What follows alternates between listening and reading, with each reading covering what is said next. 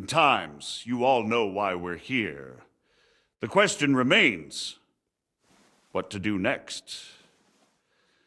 Sigismund is facing troubles in Hungary.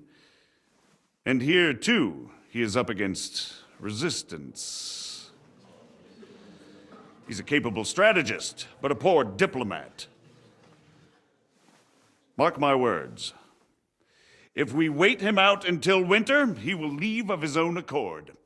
By winter, he'll have torched all our fortresses and carried off everything that we possess.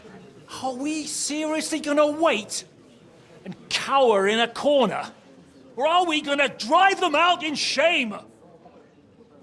A few well-planned raids and we could have him in our fists! At what price? Have you got men to spare?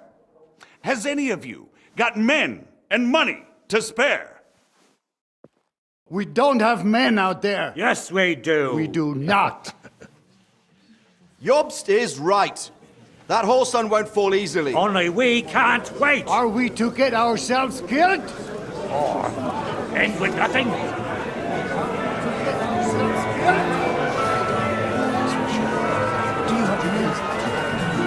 I'm not going to die.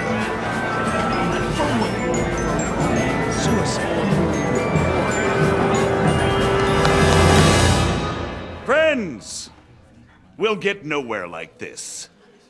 Let's adjourn ourselves and try to think it through.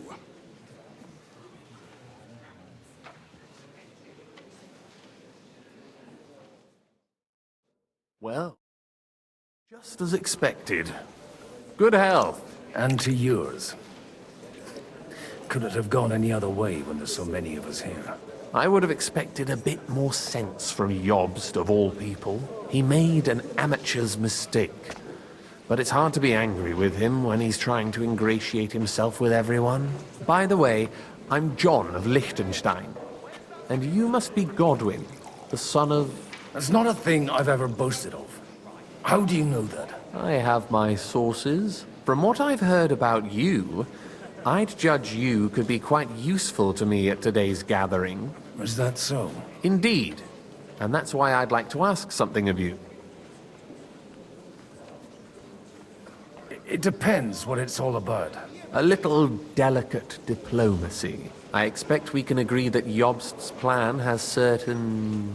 shortcomings? That's a weak word. And the way it stands at the moment, he'll never get the support of the council.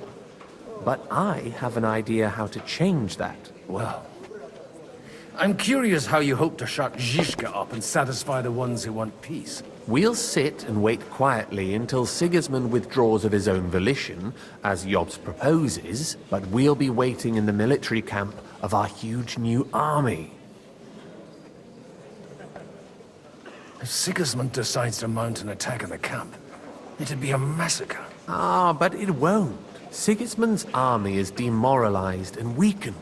And besides, he's running out of resources. He's able to tackle fortresses that aren't able to defend themselves. But he won't engage an equal force on the battlefield. But he can't retreat either. That would be a disgrace. And that's exactly why we'll wait until he's called back to Hungary by events there. For the plan to work, we need allies, their money and their determination. We've already set the ground for it. We just need negotiators who will push the right people in the right direction. Are you saying you set everything in motion even before Jobst? More like in parallel, but without his knowledge. If we find support and make it look like the whole thing was his idea, we'll all win. You've got an interesting way of approaching things. You're certainly not the first to tell me that. I take it as a compliment. Why are you doing all this anyway? Because I want to put a stop to the senseless deaths. And also because I'm happier with Wenceslas on the Bohemian throne. I'll help you. What exactly should I do? I'll give you 3 names. Botchek of Kunstadt, Haman Alder, and Anna of Waldstein. If you can get those 3 on our side, we've won the day. Meanwhile, I'll take care of Jobst. What if it doesn't work? I refuse to even consider that outcome, because it would mean slow but certain defeat for all of us.